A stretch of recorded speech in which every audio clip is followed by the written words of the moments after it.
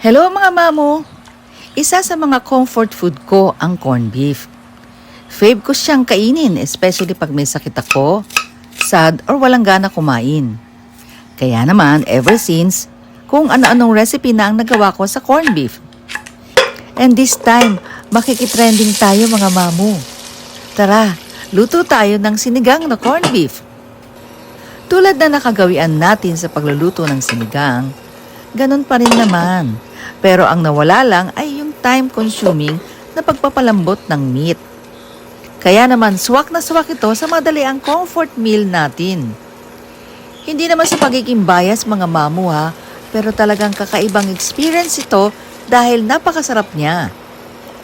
Let's go sa go! Sabay-sabay tayong humigop ng mainit na sinigang na corned beef.